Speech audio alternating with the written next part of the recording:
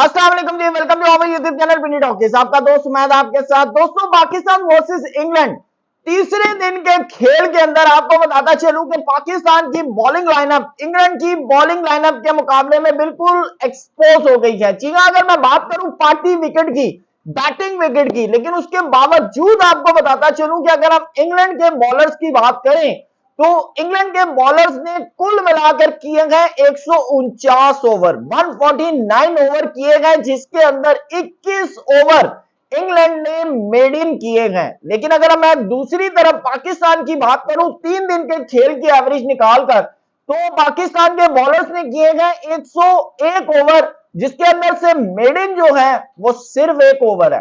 आप हैरान हो रहे होंगे कि इंग्लैंड जो है वो पाकिस्तान खेलने आया हुआ है और पाकिस्तान का होम ग्राउंड है, और होम ग्राउंड के अंदर पाकिस्तान के बॉलर्स ने सिर्फ 1 मेड इन ओवर किया, जबकि इंग्लैंड के बॉलर्स ने पार्टी विकेट के ऊपर, जहां पर बैटिंग एडवांटेज है, वहां पर उन्होंने 21 मेड इन ओवर किए हैं।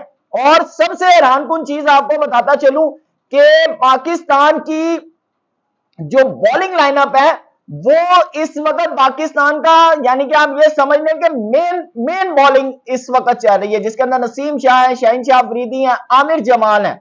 इससे ऊपर पाकिस्तान के कोई बॉलर नहीं है, खास तौर पे नसीम शाह और शहनशाह अफरीदी। ठीक है, जबकि मैं अगर इंग्लैंड की बात करूं तो आप देखना उनके एंडरसन नहीं है, ठीक है ना, उनके मार्क वुड नहीं है।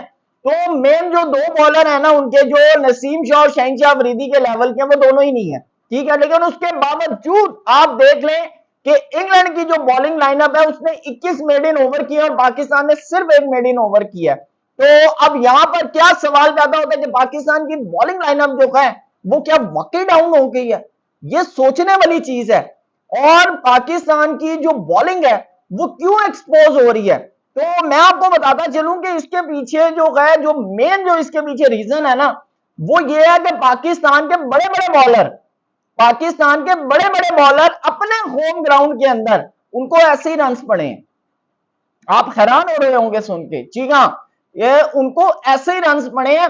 और इसका मैं खास तौर पे आपको बताता चलूं कि आपको शायद याद हो, मुल्तान की पिच के अंदर सहवाग ने और सचिन तेंदुलकर ने पाकिस्तान के उस वक्त के जो टॉप क्लास के बॉलर शुएब अख्तर और मोहम्मद शमी, उनको जो था ना सही खुलकर धोया था।